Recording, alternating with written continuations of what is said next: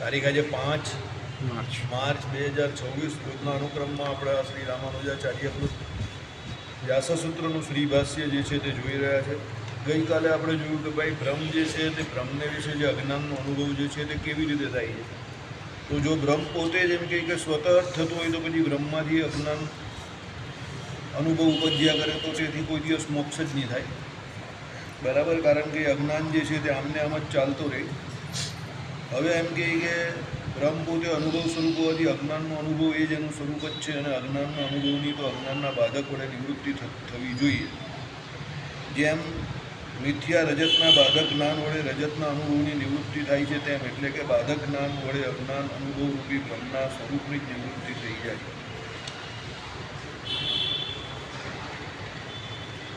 અજ્ઞાન અનુભવ બ્રહ્મના સ્વરૂપ થકી બનતો રહેતો હોવાથી કાં તો એ હંમેશા રહ્યા જ કરે એટલે કે મોક્ષ જ ન સંભવે, અથવા સંભવે તો તે બ્રહ્મનો પોતાનો જ નાશ કરી દે.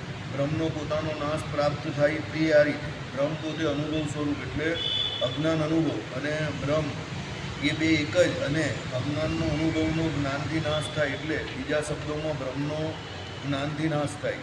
એટલે અજ્ઞાનનો અનુભવ બ્રહ્મ અને અજ્ઞાન અનુભવ નિવૃત્તિ એટલે જ્ઞાન એટલે બ્રહ્મની નિવૃત્તિ.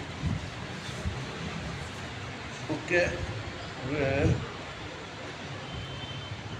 બે રીતે આપણે ગઈકાલે જોયું કે ભાઈ બ્રહ્મ અજ્ઞાનનો અનુભવ બે રીતે થાય છે. તો સ્વતઃ એટલે પોતાનામાંથી પોતાને લીધે થાય છે કે અન્ય એટલે અન્ય કોઈ કારણને લીધે. હવે જો સ્વતઃ થાય છે એમ કહેતા હોવ તો અજ્ઞાન અનુભવ બ્રહ્મના સ્વરૂપ થકી ઉપજ્યા કરે, તેથી મોક્ષ એટલે અજ્ઞાનમાંથી છુટકારો થવા જ ન પામે. દાખલા તરીકે હવે તમે બ્રહ્મને વિશે અવિદ્યા જે કલ્પી, અવિદ્યા એ અજ્ઞાન છે. હવે એ જો બ્રહ્મ પોતાનામાંથી સ્વતઃ રીતે નીકળતું હોય તો પછી એ બ્રહ્મ અજ્ઞાન જ બહાર ફેંક્યા કરે, તો પછી મોક્ષ તો થવાનો જ નહીં. જ્ઞાન નીકળતું હોય બ્રહ્મમાંથી તો મોક્ષ થાય, તો અજ્ઞાન નીકળે તો મોક્ષ કેવી રીતે થાય? બરાબર, એટલે પહેલું એ ખોટું છે. ચાલો, એ વાત તો માનવામાં આવી એવી નથી. હવે બીજી વાત, અથવા તો બ્રહ્મ પોતે અનુભવ સ્વરૂપ હોવાથી અજ્ઞાનનો અનુભવ એ એનું સ્વરૂપ જ છે. એટલે કહેવાનો મતલબ શું છે કે ભાઈ એ બ્રહ્મ પોતે અનુભવ સ્વરૂપ પણ છે. બરાબર, તો બ્રહ્મ પોતે અનુભવ સ્વરૂપ હોવાથી અજ્ઞાનનો અનુભવ એ એનું સ્વરૂપ જ છે, અને અજ્ઞાનના અનુભવની તો અજ્ઞાનના બાધક વડે નિવૃત્તિ થવી જોઈએ.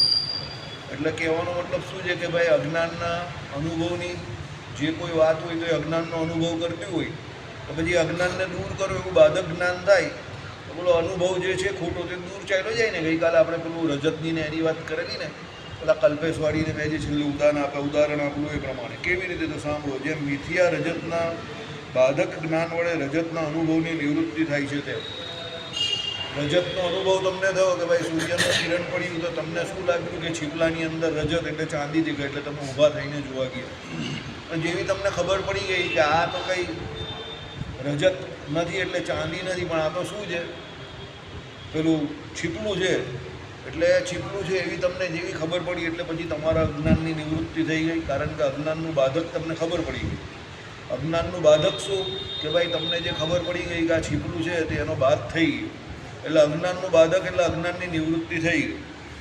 એટલે જેમ મિથ્યા રજતના બાધક જ્ઞાન વડે રજતના અનુભવની નિવૃત્તિ થાય છે તેમ એટલે કે બાધક જ્ઞાન વડે અજ્ઞાન અનુભવરૂપી બ્રહ્મના સ્વરૂપની જ નિવૃત્તિ થઈ ગઈ. હવે આ એકચ્યુઅલી તો શું થઈ ગયું, બ્રહ્મના સ્વરૂપની જ નિવૃત્તિ થઈ જાય. કેવી રીતે? આમાં આપણે સમજાય એ પ્રમાણે કે ભાઈ બ્રહ્મ પોતે અનુભવ સ્વરૂપ એટલે અજ્ઞાન અનુભવ. હવે બ્રહ્મ પોતે અનુભવ સ્વરૂપ છે તો એમાં અજ્ઞાનનો અનુભવ એણે કહ્યું, અને બ્રહ્મ એ જ એક જ, અને અજ્ઞાનના અનુભવના જ્ઞાનથી એનો નાશ થાય એટલે બીજા શબ્દોમાં બ્રહ્મનો જ્ઞાનથી નાશ થાય. હવે એનું બાધક જ્ઞાન જ્યારે થાય ત્યારે એનો નાશ થાય. બરાબર, એટલે શું થાય, અજ્ઞાનનો અનુભવ પોતે બ્રહ્મ, અને અજ્ઞાન અનુભવની નિવૃત્તિ જે થઈ એટલે જ્ઞાન થયું એને જેવું, એટલે બ્રહ્મની પોતાની જ નિવૃત્તિ થઈ ગઈ. નહીં સમજ પડી? ચાલો હું તમને સમજાવું. આ બ્રહ્મ છે, આપણે અત્યારે એવું સમજીએ કે આ બ્રહ્મ છે. હવે એ અજ્ઞાનનો અનુભવ કરે છે, સમજો. હવે એ અજ્ઞાનનો અનુભવ કેવી રીતે કરે છે? તો પેલા છીપલાની અંદર જેમ ચાંદીનો અનુભવ કરે એ પ્રમાણે. હવે બ્રહ્મમાંથી જ્યારે એ ચાંદીની વાત જ્યારે થઈ તો એ ચાંદીને જ્યારે એ પોતે જોવા જાય કોઈ પણ વ્યક્તિ અને એને નજીકથી જો એટલે શું થાય એને? ખબર પડી ગઈ કે આ તો ચાંદી નથી પણ આ શું છે, છીપલું છે. એટલે એના નિવૃત્તિ થઈ ગઈ એની, એને એ અજ્ઞાનની નિવૃત્તિ બાદ થઈ ગયું ને. હવે આ તો અજ્ઞાન સ્વરૂપ બ્રહ્મ પોતે જ થઈ ગયું, સમજો. હવે અજ્ઞાન સ્વરૂપે બ્રહ્મ પોતે છે, બરાબર છે. હવે અજ્ઞાનની નિવૃત્તિ થઈ તો બ્રહ્મની જ નિવૃત્તિ થઈ ગઈ ને, કારણ કે પોતે જ અજ્ઞાન સ્વરૂપ થઈ ગયું. હવે સમજ પડી ગઈ તમને? પેલામાં આપણે જે છે તે શું છે કે પદાર્થની નિવૃત્તિ થાય તો પદાર્થ જે છે ખોટો સમજેલા છે એને સાચો સમજીએ તો એનાથી આપણા પદાર્થના જ્ઞાનની નિવૃત્તિ થાય. પણ આમાં તો બ્રહ્મ પોતે જ અજ્ઞાન સ્વરૂપ છે. આઈડિયા આવે જ તમને? હવે બ્રહ્મ પોતે જ અજ્ઞાન સ્વરૂપ હોય, હવે એના અજ્ઞાનના સ્વરૂપની નિવૃત્તિ કરવા જાય તો બ્રહ્મની જ નિવૃત્તિ થઈ ગઈ. તો બ્રહ્મની નિવૃત્તિ થઈ જાય તો પછી પૂરું થઈ ગયું ને. તો પછી કઈ રીતે મોક્ષ તમારો? સમજો. એટલે બંને રીતે એ લોકો ખોટા છે, સ્વતઃ પણ અને અજ્ઞાન અનુભવ સ્વરૂપ જે બ્રહ્મ થઈ જાય તો એ રીતે પણ એ બંને વાત એમની ખોટી છે. હવે અન્ય કારણને લઈને બ્રહ્મમાં અજ્ઞાન અનુભવ આવે છે. એક કહેતા હો તો કહો કે અન્ય કારણ તે કયું? તો બીજું અજ્ઞાન. ચાલો હવે તમે કોઈ કહો બીજા કારણથી બ્રહ્મમાં અજ્ઞાનનો અનુભવ થાય છે, તો ભાઈ એ બીજું કારણ કયું? તો ભાઈ બીજું અજ્ઞાન, કોઈ બીજું બહારથી આવેલું અજ્ઞાન. પણ બીજું પણ અજ્ઞાન જ થયું ને કોઈ પણ. સાંભળો, એમ હોય તો અનવસ્થા થાય, કારણ કે ઓલરેડી એક બ્રહ્મ જે છે તેને તમે અજ્ઞાનવાળું અજ્ઞાન સ્વરૂપ સમજો છો. બીજું અજ્ઞાન પાછું આવે એના થ્રુ થાય એવું કહી તો પછી અનવસ્થા થઈ ગઈ કે ભાઈ કયા અજ્ઞાનથી કયા બ્રહ્મને કયા અજ્ઞાનથી એકચ્યુઅલી એનું જ્ઞાન જાય છે તે કંઈ નક્કી થઈ શકતું નથી. એટલે આખી અવસ્થા જે છે બ્રહ્મવાળી એ બધું કોલેપ્સ થઈ ગયું, બધું ગડબડવાળું ઊભું થઈ ગયું. એટલે સમજવી પડે એવું જ છે. એ લોકો એકચ્યુઅલી એમનો મત સાબિત કરવા માટે બધા અલગ અલગ પ્રકારના તર્ક આપે છે. એટલે રામાનુજાચાર્ય શું કહે છે કે તમે એકચ્યુઅલી બ્રહ્મને જે અજ્ઞાન કે અવિદ્યા જે છે, તમે પહેલાં એનો પોઈન્ટ સમજો, દલીલનો પોઈન્ટ સમજી હશો ને તો તમને ગરબડ નહીં થશે કે તમે એ અજ્ઞાનને મૂકો કા છો. બહારથી અજ્ઞાન આવે છે કે બ્રહ્મમાં પોતે સ્વતઃ એ અજ્ઞાન પ્રોડ્યુસ કરે, સમજો. તો બ્રહ્મ પોતે તો અજ્ઞાન પ્રોડ્યુસ કરી નહીં શકે કારણ કે એ જ્ઞાન સ્વરૂપ છે. ચાલો બહારથી અજ્ઞાન આવ્યું તો એ અજ્ઞાન જે છે એનું સ્વરૂપ જે છે બ્રહ્મનું, તેણે બહારથી અજ્ઞાન સ્વીકાર્યું તો એ અજ્ઞાન સ્વરૂપ થઈ ગયું.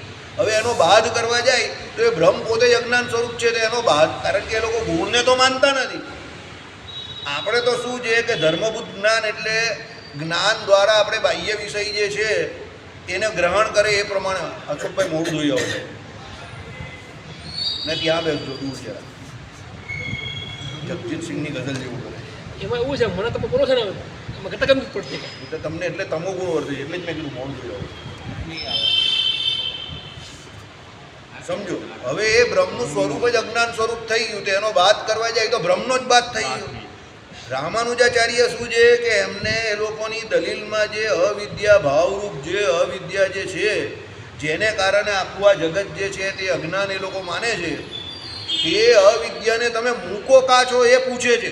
એટલે આ બધી દલીલ રામાનુજાચાર્ય કરે છે, એટલે આપણાવાળા કરે છે કે તમે અજ્ઞાનનું એક્ઝિસ્ટન્સ કા છે એ તમે બતાવો અમને, કે તમે અજ્ઞાનને કેવી રીતે લેવું છો એમ. હાવ યુ ટેક અજ્ઞાન, કે ભાઈ જેને કારણે બ્રહ્મને અજ્ઞાન લાગી ગયું અને એ પોતે પોતાને જીવરૂપે માનવા માંડ્યો તો તમે એને અજ્ઞાનને કઈ પોઝિશનમાં લેવું છો?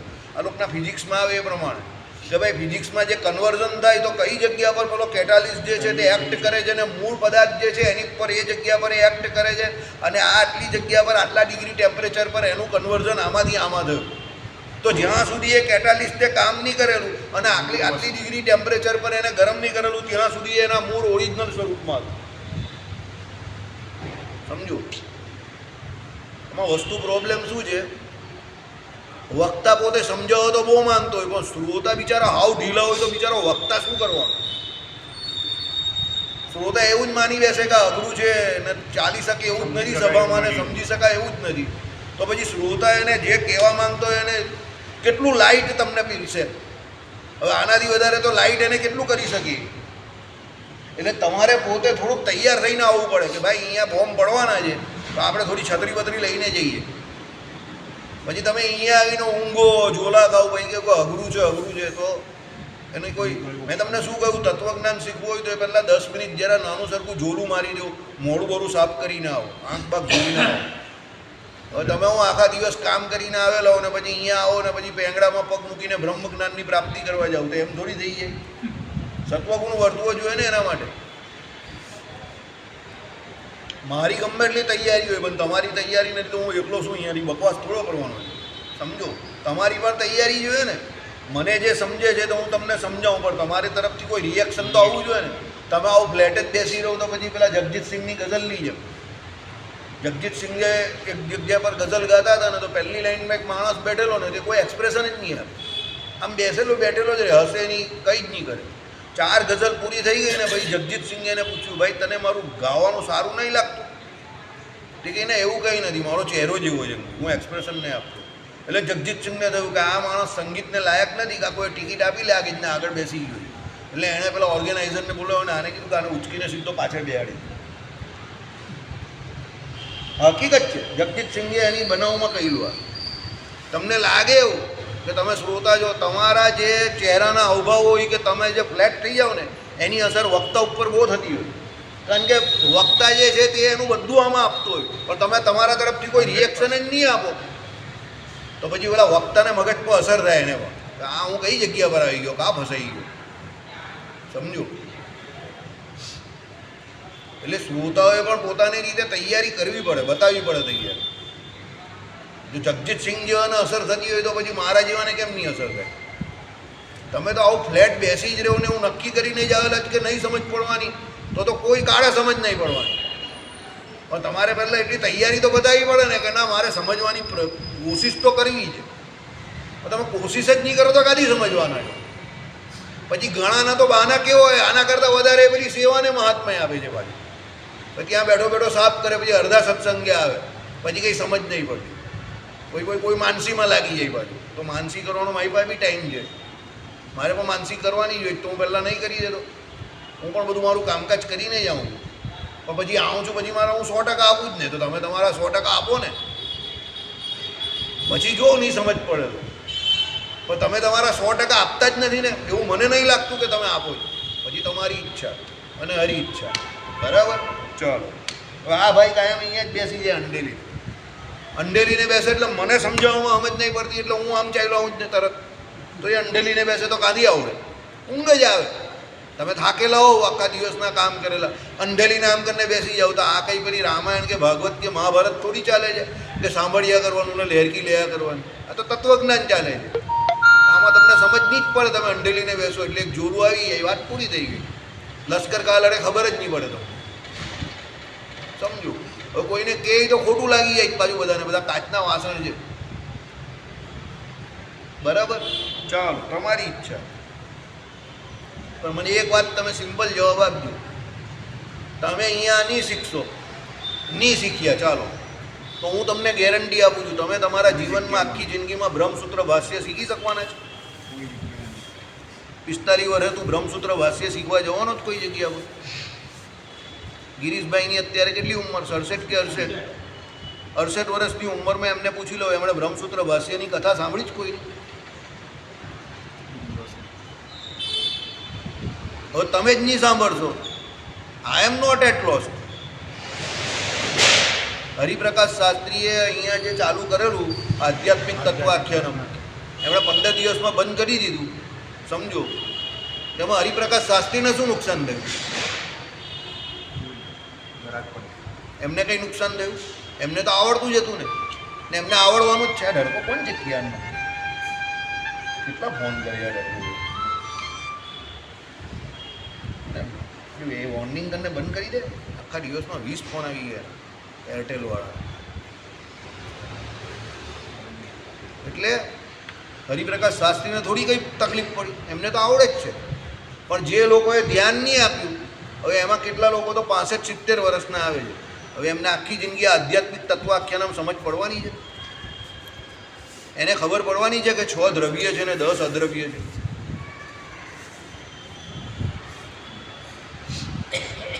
દ્રવ્ય ને 10 અદ્રવ્ય છે તે એને આખી જિંદગીમાં કોઈ સંભળાવવાનું છે? તો હવે સાંભળ્યા વગર જ મરી જવાના ને, મરી જ જવાના ને. હું તો ચોખ્ખું જ કહેવા, મરી જવાના.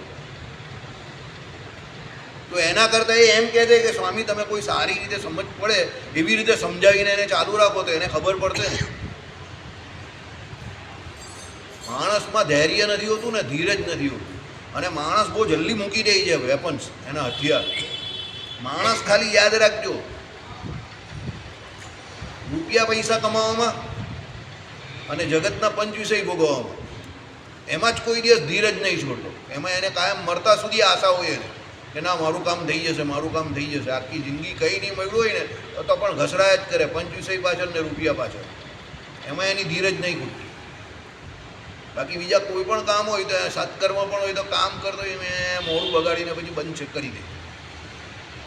સમજો, યાદ રાખજો, આપણે કોઈ વસ્તુ નથી આવડતી કે આપણે કોઈ કામ નથી શીખતા એમાં બીજાને કોઈ 1% નુકસાન નથી, આપણે જ નુકસાન છે. પણ આપણી એ મૂર્ખાઈ છે કે આપણે આ વાત સમજવા તૈયાર નથી. કાં આપણો એ અહંકાર છે ને આપણો માન છે. આપણું માન અંદર ગવાતું હોય કે મને આવડતું નથી એ બીજાને ખબર પડી જશે એમ. એને કારણે આપણે બેસવા તૈયાર નહીં હોઈએ, આપણે શીખવા તૈયાર નહીં હોઈએ. આપણે આપણું માન નડતું હોય. સમજો, પણ માન મૂકો નહીં ત્યાં સુધી તમે યાદ રાખજો, જ્યાં સુધી વિદ્યાર્થી પોતે પોતાને વિદ્યાર્થી, વિદ્યા અર્થી, એનો અર્થ જ શું છે? વિદ્યાના અર્થે આવેલો છે. કે એને વિદ્યાર્થી ન સમજશે ને આની જેમ ત્યાં સુધી એ શીખી નહીં શકે, એની ગમે એટલી ઉંમર હોય. સમજો, હવે એમાં કોઈ છો જ નથી. અમે અત્યારે આટલો 52-53 વર્ષનો જ તો મને અમુક બાબતમાં ડાઉટ જાય તો હું રાત્રે હરિપ્રકાશ શાસ્ત્રી જોડે અમે અહીંયા પ્રદક્ષિણા પછી અહીંયા પ્રદક્ષિણા ભરું, ભાઈ નીચે એમની જોડે એ પ્રદક્ષિણા ભરતો હોય તો ચાલતા ચાલતા એમની જોડે સત્સંગ કરું. પછી એ મને કહે કે ચાલની જોઈ લઉં વાસુદેવભાઈ, કાલે હું જોઈ લેવા, પરમ દિવસે જોઈ લેવા, એમ કરીને જોઈ લેવા કરીને વાત ચાલે. ડાઉટ તો તમારે તમારા આ જીવનમાં જ ક્લિયર કરવા પડશે ને, કંઈ બીજું જીવનને એની રાહ જોઈને બેસવાના. સમજો, ચાલો હવે શું કહ્યું કે અન્ય કારણને લઈ બ્રહ્મ અજ્ઞાન અનુભવ આવે છે એમ કહેતા હો તો કહો કે અન્ય કારણ તે કયું? બીજું અજ્ઞાન એમ હોય તો અનવસ્થા થાય. બરાબર. હવે બ્રહ્મનું તિરોધાન કરીને એટલે ઢાંકીને અજ્ઞાન પોતે પોતાની મેળે જ અનુભવ વિષય થાય છે એમ કહેતા હો તો આ અજ્ઞાન પોતે પોતાની સત્તાએ કરીને કાચ એટલે નેત્રરોગ આદિની પેઠે બ્રહ્મને તિરોહિત કરે છે, ઢાંકે છે, એટલે અજ્ઞાનનો જ્ઞાનથી બાદ થઈ શકવાનો નહીં. મોતિયો નેત્રને ઢાંકે છે ત્યારે મોતિયાને શસ્ત્રક્રિયાથી દૂર કરીએ તો જ દેખતા થઈએ, ત્યાં જ્ઞાન કામ આવે નહીં. હવે એના પછીનું ચોથું કોઈ કારણ એવું આપે કોઈ કે ભાઈ બ્રહ્મ અજ્ઞાન ક્યાંથી આવ્યું? તો સમજો, જેમ આંખને વિશે મોતિયો થાય છે તો તમને જ્ઞાન થઈ ગયું એનું કે મને મોતિયો થયો છે. તો મોતિયો થયો એનું જ્ઞાન થયું, પેલા ડૉક્ટરને જઈને બતાવ્યું ને એણે જોયું પેલામાં કે ભાઈ તમને મોતિયો છે, તો એ તમને જ્ઞાન થયું કે તમને મોતિયો છે. તો મોતિયાનું જ્ઞાન થયું એટલે તમને દેખાતું થઈ જાય? ના, એ મોતિયો દૂર કરવો પડે તો જ એ દેખાતું થાય. એમ સમજો કે ભાઈ બ્રહ્મને તિરોધાન કરીને ઢાંકીને અજ્ઞાન પોતે પોતાની મેળે જ અનુભવ વિષય થાય. દાખલા તરીકે અજ્ઞાન પોતે અનુભવ વિષય થઈ ગયું ને એ બ્રહ્મને તિરોધાન કરી નાખ્યું, એટલે આ પ્રકાશ જે છે એને તિરોધાન કરીને અજ્ઞાન એટલે અંધારું પોતે જ વિષય થઈને બહાર આવ્યું. એટલે તમને પ્રકાશ દેખાતો નથી પણ અંધારું વિષય થઈને અંધારું બહાર દેખાયું. સાંભળો, એમ કહેતા હો તો એ અજ્ઞાન પોતે પોતાની સત્તાએ કરીને એટલે કાચ એટલે શું? એટલે નેત્રરોગ આદિની પેઠે બ્રહ્મને તિરોહિત કરે છે, ઢાંકે છે, એટલે એ અજ્ઞાનનો જ્ઞાનથી બાદ થઈ શકવાનો નથી. સમજો, હવે દાખલા તરીકે આ પ્રકાશ જે છે, આ લાઇટ બંધ થઈ ગઈ ને અંધારું થયું એટલે તમે બધાએ કહ્યું ઓહ લાઇટ ગયેલી છે એટલે અંધારું છે, લાઇટ ગયેલી છે એટલે અંધારું છે. આપણે બધા 100 વખત આવી રીતે બોલીએ તો અંધારું દૂર થવાનું છે. તમને ને મને બધાને ખબર પડી ગઈ. પછી અશોકભાઈને કહ્યું તો અશોકભાઈ કે સ્ટાર્ટર ગયું છે, તો આ ખબર પડી ગઈ સ્ટાર્ટર ગયું છે એટલે અંધારું દૂર થઈ જાય. ના, સ્ટાર્ટર બદલશું, નવું સારું સ્ટાર્ટર નાખશું તો જ એ દૂર થશે. સમજ પડે છે? એટલે જ્યાં સુધી એ પોતે બ્રહ્મ જે છે એને આખો વિષય બદલાય નહીં, એને આપણે શસ્ત્રક્રિયા કરીએ નહીં ત્યાં સુધી, એટલે એ બ્રહ્મને અજ્ઞાનનો વિષય એ પોતે જ બનેલું હોય તો એને ખબર પડી ગઈ કે ભાઈ આ અજ્ઞાનનો વિષય છે, તો એ ખાલી જ્ઞાન થવાથી એનો કોઈ અજ્ઞાન દૂર થઈ નહીં જવાનું. સમજો, ઘણી જગ્યા પર શું હોય કે જ્ઞાન થવાથી ફક્ત કામ નહીં થાય. મને પણ ખબર પૈસા વગર ચાલવાનું નથી, પણ બેઠા બેઠા પૈસા મળે છે. તમને પણ ખબર છે કે પૈસા વગર ચાલવાનું નથી, તો એ જ્ઞાન તો બધાને છે. પણ પૈસા કમાવા કેવી રીતે એ અઘરું છે ને. પૈસા વગર કંઈ થતું નથી એ બધાને ખબર, પણ પૈસા કમાવા કેવી રીતે તો બધા તો નહીં કમાઈ શકતા. સમજો, બરાબર?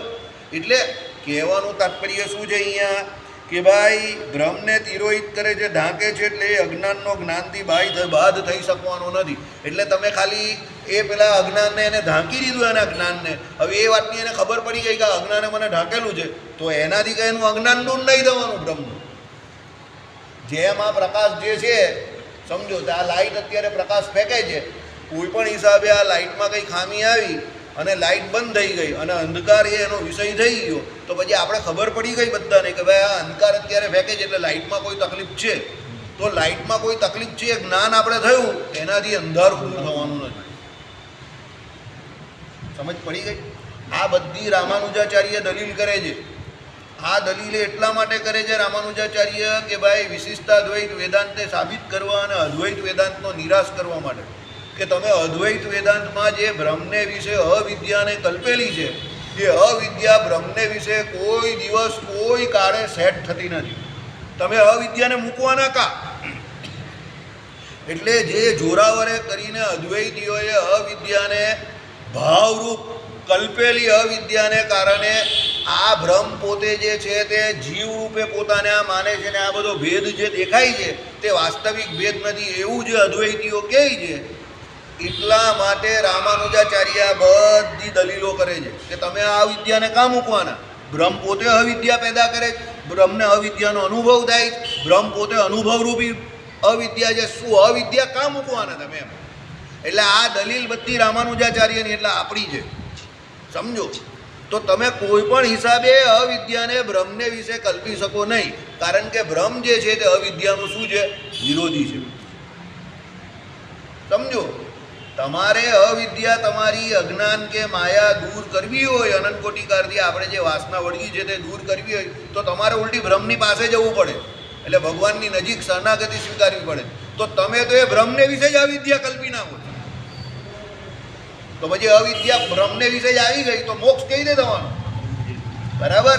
એટલે રામાનુજાચાર્ય જાણી જોઈને એમને આ બધા ઓપ્શન આપે કે ભાઈ તમે અવિદ્યાને મૂકો કા છો. પછી રામાનુજાચાર્ય જાતે જ એના જવાબ પણ આપે છે કે તમારી અવિદ્યા હકીકતમાં કોઈ જગ્યા પર સેટ થતી નથી. ચાલો હવે સાંભળો. તમે કહેશો કે અજ્ઞાન પોતે અનાદિ હોય, બ્રહ્મને પોતાનું સાક્ષી અને એ બ્રહ્મના સ્વરૂપનું તિરોધાન બંને એકી વખતે કરે છે. જો પાછી બીજી દલીલ કરી આ રામાનુજાચાર્ય શું કર્યું કે અજ્ઞાન પોતે પણ અનાદિ છે.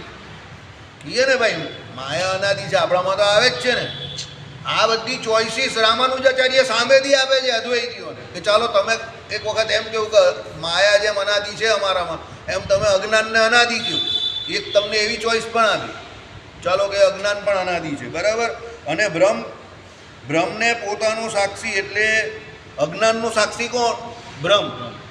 તથા એ બ્રહ્મના સ્વરૂપનું તિરોધાન, એટલે એ અજ્ઞાનનું સાક્ષી પણ છે અને બ્રહ્મના સ્વરૂપનું શું કરે છે? તિરોધાન પણ કરે છે. એટલે બ્રહ્મના સ્વરૂપને ઢાંકે પણ છે. એ બંને એકી વખત કરે છે, એટલે બંને સાથે કામ કરે છે. એટલે એનું સાક્ષી પણ બને છે અજ્ઞાનનું અને એના સ્વરૂપને પણ ઢાંકે છે. કોણ? અજ્ઞાન.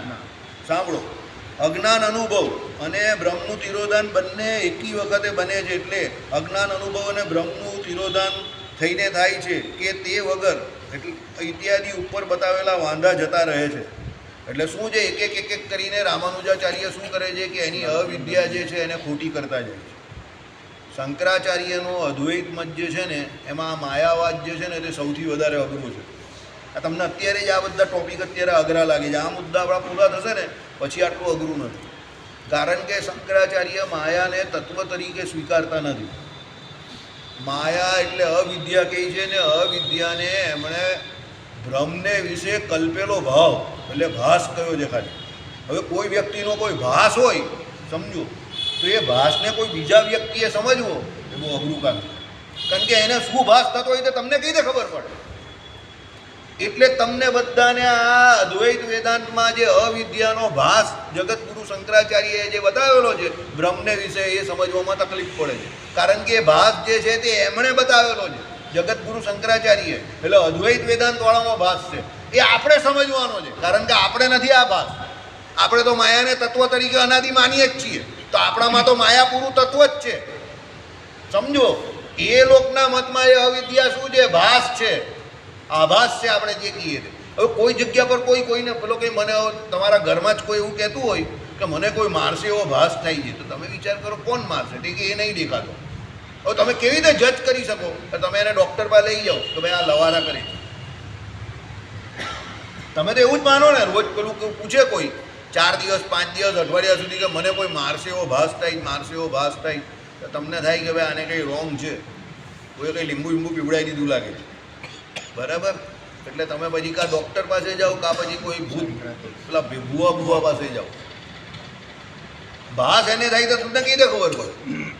સમજો એ ડૉક્ટર કહે કે ભાઈ આ તો આ છે હેલ્યુસિનેશન છે કે આ છે ફલાણું છે ઢીમકું છે, સાયકાટ્રિસ્ટ જે છે તે ભાઈ એના પ્રમાણે ટ્રીટમેન્ટ આપે, SSRI ને આ બધું આપે એને બધું, બરાબર?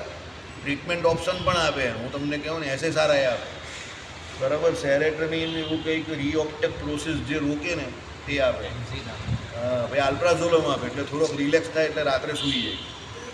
સમજો હવે સૂઈ જાય એટલે થોડો રિલેક્સ થાય એટલે એટલા સમય એનો પેલો ભાસ જે છે જેનો એને ભય લાગે જેનાથી એ રિલેક્સ થાય. એટલે રામાનુજાચાર્ય શું છે, તમને બધાને આપણે ઉલટી આપણા માટે એ સરળ કરે છે પણ આપણે અઘરું લાગે. રામાનુજાચાર્ય આપણે શીખવાડવા માંગે છે કે એ લોકો એ અવિદ્યાને ક્યાં ક્યાં મૂકી શકે છે તો એ બધી જગ્યાઓ બતાવે છે. પણ હવે આપણે એ બધી જગ્યાઓથી પરિચિત નથી એટલે આપણે એમ થાય કે આ બધી કા બોમ્બાર્ડિંગ કરે છે. આના કરતાં તો ઇઝરાયલવાળા સારા છે કે બોમ્બ નાખે તો દેખાય તો છે, પણ આ તો બધા ભાસ છે, ખબર જ નહીં પડતી કાં જાય. સમજો, સાંભળો. અજ્ઞાનનો અનુભવ અને બ્રહ્મનું તિરોધાન બંને એકી વખતે બને છે. ભાઈ અજ્ઞાનનો અનુભવ થયો, હવે જેવો અજ્ઞાનનો અનુભવ થયો એટલે બ્રહ્મનું તિરોધાન થઈ ગયું. એટલે અજ્ઞાન અનુભવ બ્રહ્મનું તિરોધાન થઈને થાય છે કે તે વગર? એટલે અજ્ઞાનનો અનુભવ તમને જે થયો તે બ્રહ્મના તિરોધાન થઈને થાય છે કે એ વગર થાય છે, બરાબર? ઇત્યાદિ ઉપર બતાવેલા વાંધા જતા રહી છે. એટલે આ બધા જ વાંધા જતા રહ્યા. કેવી રીતે? સાંભળો. કારણ કે અહીંયા શું દલીલ કરી કે આ અજ્ઞાન પોતે અનાદિ હોય, બ્રહ્મને પોતાનું સાક્ષી અને એ બ્રહ્મના સ્વરૂપનું તિરોધાન બંને એકી વખતે કરે છે. એટલે પેલા વાંધા બધા ચાલ્યા ગયા, બંને એક જ વખતે થતું હોય કે આ બાજુ અજ્ઞાન થયું ને આ બાજુ તિરોધાન થયું, તો પેલા બધા વાંધા ચાલ્યા ગયા કે ભાઈ અજ્ઞાન થયું એનાથી તિરોધાન થયું કે તિરોધાન થયું એનાથી અજ્ઞાન થયું. સમજો, આ બધા તર્કો કેવા છે? આ પેલા કોર્ટમાં વકીલ કરે ને એ પ્રમાણે. ભાઈ તું એના ઘરે ગયો ત્યારે શું કેટલા વાગેલા હતા? તો પેલો કહે કે ભાઈ એના ઘરની ઘડિયાળમાં ત્યારે રાત્રે 2:30 વાગેલા. તો તારી પાસે ઘડિયાળ નહીં હતી? મોબાઈલ લીધા વગર ગયેલો હતો તો તું એના ઘડિયાળમાં જોવાનો હતો. એટલે પેલો કહે ના, હું એના ઘરે પાણી પીવા ગયો તો મારાથી ગ્લાસ જરા છટકો ને તો હું પકડવા ગયો તો મારી નજર સીધી સામે ઘડિયાળ પર પડી. હવે પછી એની પર પેલો વકીલ કહે કે તું પાણી પીવા કેમ ગયો? તું તો ચોરી કરવા ગયો, તો તું પાણી પીવા નીચે કેમ ગયો? કે ભાઈ ચોરી કરવા તો ગયેલો પણ મને હું ગભરાઈ ગયો ને તો મને તરસ બહુ લાગી એટલે મને લાગ્યું મારે પાણી પીવું જ પડશે એટલે હું પહેલાં પાણી પીવા ગયો, પછી ચોરી કરવા ગયો. એટલે પછી પેલો પાછો વકીલ પૂછે તું પાણી પીને ચોરી કરવા ગયો કે ચોરી કરીને પાણી પીવા ગયો? બાબુ તમારા મગજમાં નહીં આવે કે તમે બધા ભગવાનના બહુ નસીબના બહુ બઢિયા માણસ છો, પણ અમારા મગજમાં આવું બધું બહુ ચાલ્યા કરે. સમજો, વકીલ તરત એને પૂછે કે તું પાણી પીને ચોરી કરવા ગયો કે ચોરી કરીને પાણી પીવા ગયો? બરાબર?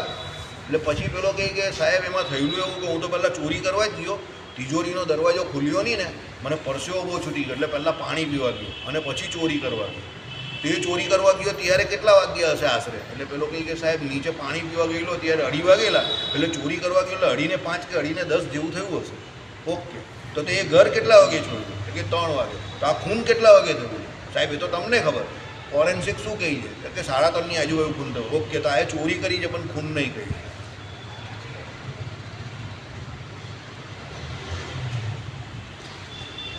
સમજ પડી? કારણ કે 3 વાગે એણે ઘર છોડી દીધેલું ને ફોરેન્સિક કહે છે કે આનું ખૂન 3:30 પછી થયું છે, તો એને ચોરીની સજા થઈ શકે. ઓકે, પણ ખૂન એને નહીં કર્યું. તો ચોરીની સજા કેટલી થાય? 6 મહિના, વર્ષ. ખૂનની સજા કેટલી થાય? હવે સમજ પડી ગઈ તમને? એટલે આ બધા તર્ક ચાલે છે.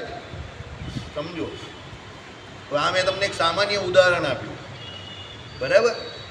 હું તમને શું કહું છું, જીવનમાં જે પણ કંઈ તમે કાર્ય કરો ને એની પાછળ થોડુંક મગજથી મનોરંજન પણ જોઈ. લોકો પિક્ચર જોઈ, નાટક જોઈ, પણ મનોરંજનની જેમ કરવું લોજિક દોડાવો કે હું કેમ જોઈ રહેલો છું.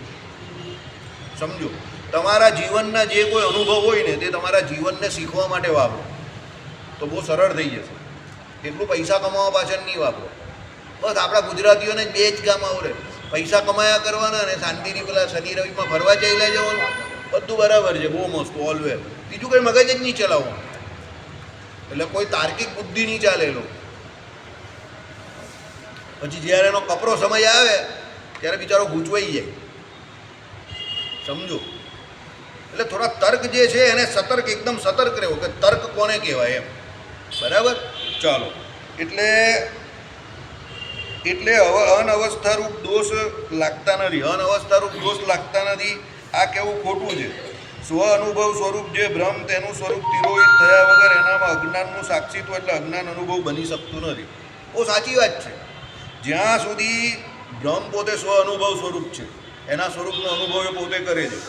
હવે જ્યાં સુધી એનું સ્વરૂપ તિરોહિત થાય નહીં ત્યાં સુધી એનામાં અજ્ઞાનનું સાક્ષીત્વ એટલે અજ્ઞાનનો અનુભવ બની શકતો નથી એમ. અજ્ઞાન, દાખલા તરીકે અવિદ્યા જે છે એ ભ્રમ ઉપર હાવી થાય, અને અવિદ્યા ભ્રમ ઉપર હાવી થઈ એટલે ભ્રમના સ્વરૂપને વિશે એ અવિદ્યાની અસર થઈ, તો એને કારણે જ એને પર આગળની ઘટના ઘટે કઈ કે અજ્ઞાનનું સાક્ષીત્વ એટલે અજ્ઞાનનો અનુભવ એને થાય. તો એ અવિદ્યાએ કરીને જ્યારે એની અંદર પેલી અવિદ્યા પ્રવેશ કરે તો જ એ ભ્રમ જે છે તેના પોતાના સ્વરૂપમાં એને અસર થાય અને એ પોતે અજ્ઞાનનો અનુભવ કરી શકે. બરાબર, એટલે કહેવાનું તાત્પર્ય શું છે કે આ એક આખી રીત છે કે અવિદ્યા જે છે તે ભ્રમ જે છે એના સ્વરૂપને વિશે, કારણ કે ભ્રમ પોતે સ્વ અનુભવ સ્વરૂપ છે, એ તો અદ્વૈતીઓ પણ માને કે એ જ છે ને, સત્યમ જ્ઞાનમ અનંતમ બ્રહ્મ. તો જ્ઞાન સ્વરૂપ તો અદ્વૈતીઓ પણ કહી છે. એ લોકો સ્વરૂપ લક્ષણ તો કહે છે ને જ્ઞાનમમાં. હા ભાઈ, કે જ્ઞાનમ જે છે તે સ્વરૂપ લક્ષણ છે. તો સ્વરૂપ લક્ષણ એટલે શું? તો ભાઈ જળ નથી એવું હોય. તો જળ નથી એટલે કેવું હોય? તો જળ હોય એને પોતાનું સ્વરૂપ લક્ષણ એટલે એનો અનુભવ નહીં કરી શકે. દાખલા તરીકે આ પથ્થર છે તે ગરમ થઈ જશે ઉનાળામાં, શિયાળામાં થોડાક ઠંડા થાય, પણ પથ્થરને પોતાને નહીં ખબર. જે બીજો એને સ્પર્શ કરે એને ખબર પડે કે ભાઈ આ ગરમ થયો ને આ ઠંડો થયો. તો પથ્થરને પોતાને નહીં ખબર કે હું ગરમ થયો કે ઠંડો થયો. કેમ? એનામાં ચેતનત્વ નથી, એ જળ છે. પણ જે ચેતન પદાર્થ છે એને ખબર પડે છે. હવે દાખલા તરીકે મેં તમને કહ્યું એ પ્રમાણે કે હવે આ માર્ચ મહિનો શરૂ થયો એટલે હવે આપણે ગરમીનો અનુભવ લાગશે, કારણ કે આપણી અંદર પેલો ચેતન એવો જીવ રહ્યો છે. શરીર ભલે આપણું જળ છે પણ એની અંદર પેલો ચેતન એવું શરીરની અંદર જીવ રહ્યો છે, એને કારણે આપણે ગરમીનો અનુભવ થાય. સમજો, એ આ જ સમય પર આવશે.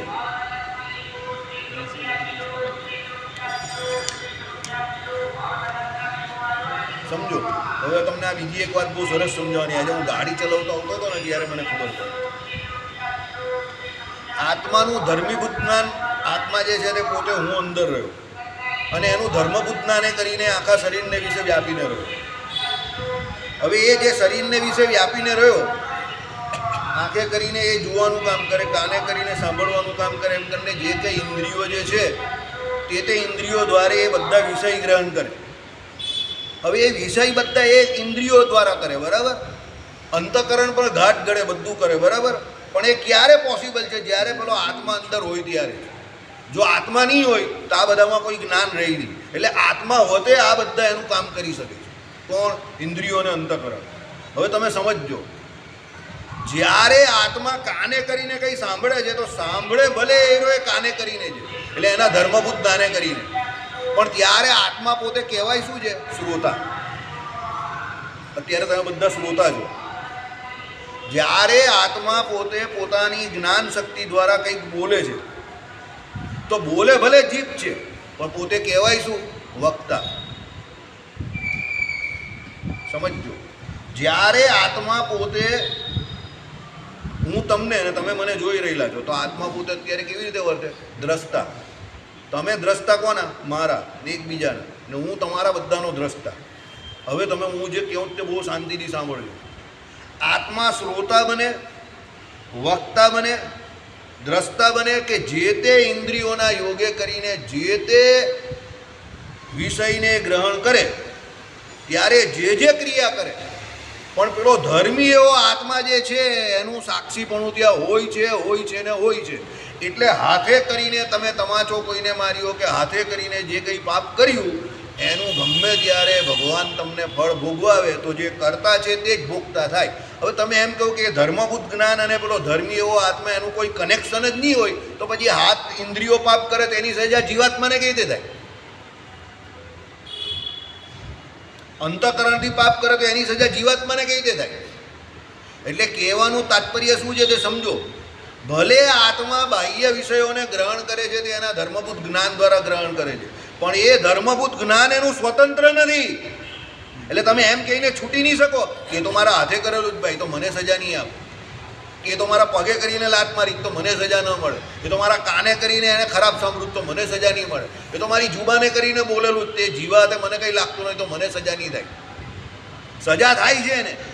એટલે યમદંડમાં શું કહ્યું કે તમે તમારી ઇન્દ્રિયો દ્વારા કે અંતઃકરણ દ્વારા, કળિયુગમાં અંતઃકરણના પાપને એટલી મોટી નહીં કહ્યું તો ઇન્દ્રિયો દ્વારા જે કંઈ પાપ કરો એની સજા તમને બીજા દેહે કરીને નરકોમાં કે યમયાતના થાય છે ત્યાં પ્રાપ્ત થાય છે. તો તમને એવું કહ્યું તો તમને તો કોને પ્રાપ્ત થાય? શરીર તો તમારું અહીંયા રહી જાય,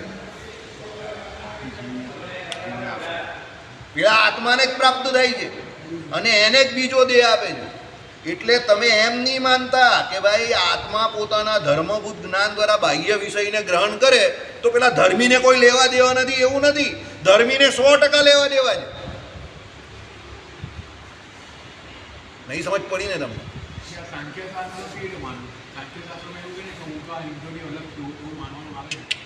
આમાં સાંખ્યની ચાલો સાંખ્ય શાસ્ત્ર પ્રમાણે ઇન્દ્રિયોથી અલગ માને તો એ ખાવા પીવા અગવા નહીં જતો. અરે ભાઈ એ તો ઇન્દ્રિયો ભેળો ભરી નહીં જાય એટલે જ એને કહ્યું છે ને એ તો સમજણ લેવાની છે ને. એવું થાય જ થોડું. તમે તમારી આખી જિંદગી શરીર કરતાં છૂટા પડી શકે તો આમ આત્માને સાફ કરીને બહાર મૂકી શકે છે રાત્રે કે ચાલ આ શરીરને જરા બહાર મૂકી દે, તો યુપી બિહારમાં જાય તો તારો આત્મા જ ચોરી જાય, તને જ ચોરી જાય. સમજ બાબુ, મારી વાત સમજો. સાંખ્ય શાસ્ત્રો હોય કે યોગ શાસ્ત્રો હોય, એ ગમે તે કહેતું હોય, એ જ્ઞાન છે. એ શું છે? ભૂત સંગાત રૂપ તમને જે 24 તત્વનો દેહ મળેલો છે એ ભૂત સંગાત રૂપ જે 24 તત્વનો દેહ કઈ કામનો નથી જ્યાં સુધી અંદર પેલો ચેતન એવો આત્મા નહીં હોય. એટલે ચેતન એવા આત્માનું જ્ઞાન જે છે એના દ્વારા ભૂત સંગાત રૂપ 24 તત્વનો દેહ ચાલે છે. હવે જે સાંખ્ય શાસ્ત્રમાં એમ કહ્યું ને કે તારે તારા સ્વરૂપને એ ઇન્દ્રિયો અંતઃકરણથી જુદું સમજવાનું કે ઇન્દ્રિયો અંતઃકરણે કરીને જે ગ્રહણ કરવામાં આવે તે બધું ત્યાજ્ય છે. એ કેમ કહ્યું ખબર તમને? કે ઇન્દ્રિય અંતઃકરણે કરીને આપણે બધું ફાલતું જ જોઈએ. આપણી વાત નથી, આ તો કપિલ ભગવાનના પત્ની દેવહૂતિ એની વાત કરેલી છે. તો આપણી તો જવા દેવો, કંઈ બોલવું જ નહીં. એટલે ભગવાન કપિલે એમની માતાને એટલે પેલાના પત્ની કદર્મ તો એમની માતાને એ કહ્યું કે ભાઈ તું ઇન્દ્રિય અંતઃકરણે કરીને આ બધું બહારનું નહીં જો, કારણ કે ઇન્દ્રિયો અંતઃકરણે બધા બહારના વિષય અંદર ઘૂસે છે તો એ તો તારા મોક્ષમાં અનર્થકારી છે અને તારો જન્મ બગાડશે. તો ઇન્દ્રિય અંતઃકરણે કરીને જેટલું ગ્રહણ કરવામાં આવે એટલું ત્યાજ્ય છે. કારણ કે કપિલ ભગવાને શેશ્વર સાંખ્યનો ઉપદેશ આપેલો છે. શેશ્વર સાંખ્ય એટલે શું? સાકાર એવા ભગવાન. તો એમણે શું કહ્યું? માઇક જે કોઈ વિષય જે છે તે બધા ઇન્દ્રિય અંતઃકરણે કરીને ગ્રહણ કરવામાં આવે છે. એટલે તું તારી જાતને ઇન્દ્રિયો અંતઃકરણ કરતાં જુદો સમજ. કેમ કે પોતે પોતાને આત્મા રૂપે બ્રહ્મ રૂપે સમજશે તો આ ઇન્દ્રિય અંતઃકરણ ભેળો ભરશે નહીં. તો ઇન્દ્રિય અંતઃકરણ દ્વારા જે કોઈ બાહ્ય વિષય ગ્રહણ કરવાના છે, જે નોર્મલી આપણે ગ્રહણ કરીએ છીએ એનાથી પેલો છેટો ચાલે. હું તમને એ જ કહું છું ને, તું જે પૂછે એ જ હું કહું છું. હું પૂછવાની રીત અલગ છે. એ જે ઇન્દ્રિયો અંતઃકરણ ભેળો આપણો જીવ જે ભરી જાય છે એને કારણે જે સજા ભોગવે છે ને દુઃખરૂપ આ સંસારમાં વારે વારે આવે છે. એટલે ધર્મભૂત જ્ઞાન આપણે કહીએ પણ એ ધર્મભૂત જ્ઞાન ધર્મીથી સ્વતંત્ર નથી. ધર્મી છે તો એ ધર્મભૂત જ્ઞાન છે. અને એ ધર્મભૂત જ્ઞાને કરીને આપણે જે કંઈ ખોટું કરીએ છીએ સમજો તેની સજા આત્માને આપણે પોતાને જ થાય છે ને. હવે તમે સમજો કે ધર્મભૂત જ્ઞાને કરીને આપણે જેટલું પણ ખોટું કરીએ એની સજા ધર્મીને એટલે આત્માને પોતાને થતી હોય તો એ કેમ થાય? બંનેની કનેક્ટિવિટી છે એટલે થાય જ ને. એટલે એવું માનવાનું નહીં કે એ તો ધર્મભૂત જ્ઞાનનો વિષય છે એટલે ધર્મીને કંઈ લાગતું નથી. ધર્મી છે તો એનું ધર્મભૂત જ્ઞાન છે. ધર્મી ન હોય તો ધર્મબુદ્ધ જ્ઞાન એની સાથે ને સાથે જ જાય છે. ધર્મીની સાથે જ એનું ધર્મબુદ્ધ જ્ઞાન જાય, યાદ રાખજો. કેમ? કારણ કે આત્માનું સ્વરૂપ એવું છે કે એ જ્ઞાન સ્વરૂપ પણ છે અને જ્ઞાન નામના ગુણનો આશ્રયદાતા પણ છે. એટલે એ જ્યાં જશે ત્યાં એ પ્રકારનું જે વર્તન કરશે, જે શરીરમાં જશે એ શરીરમાં. દેવતાના શરીરમાં ગયો આત્મા. ઇન્દ્ર તો દેવતા હતા, તો એના લોકમાં વિષય ઓછા હતા. એટલે અહીંયા આવીને અહલ્યાની એટલે ગૌતમ ઋષિની પત્ની અહલ્યા પાસે ચાહના રાખી એણે.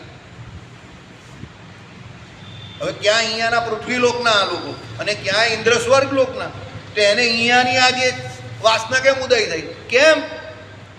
ઇન્દ્રિય અંતઃકરણ તો એના પણ છે, ઇન્દ્રના પણ છે. હે? અને સમજો, એટલે જીવ તો એ ખરો જ, અને એનું ધર્મબુદ્ધ જ્ઞાન. હવે એનું ધર્મબુદ્ધ જ્ઞાન તો આપણા કરતાં વધારે વિસ્તારને પામેલું. એટલે એને સ્વર્ગમાંથી જોયું કે જે મને સ્વર્ગમાં નહીં દેખાતું એ તો મને નીચે દેખાય. હોન બજા કે પોપ્પો. એટલે એ ભાઈ ત્યાંથી અહીંયા સુધી આવ્યા, વચ્ચે ચંદ્રમાને લપેટામાં લીધા અને જે ન કરવાનું હતું એણે કર્યું. સમજો, તો દેવરાજ ઇન્દ્રનો જીવ હોય કે આપણો જીવ હોય, અનાદિકાળથી જે વાસના ભોગવતો આવેલો છે એને કારણે બધા વાસનાના પડદા એને લાગેલા જ છે. હવે ઇન્દ્રને પણ જે કંઈ વિષય ભોગ કરવાની ઈચ્છા થઈ એના ધર્મબુદ્ધ જ્ઞાને કરીને જ થઈ ને.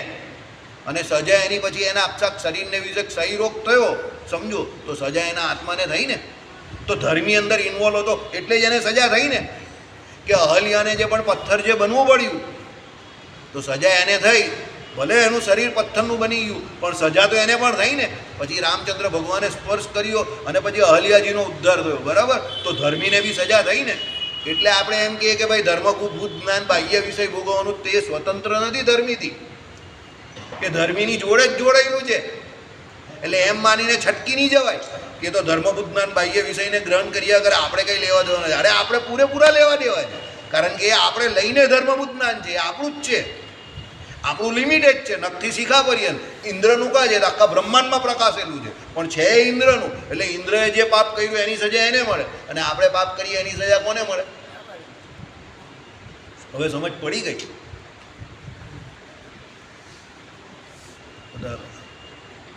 ये बेचारा काम के बोझ का मारा. श्रीपतिम श्रीधरम सर्वदेवेश्वरम भक्ति धर्मात्मजम वासुदेवम हरे माधवम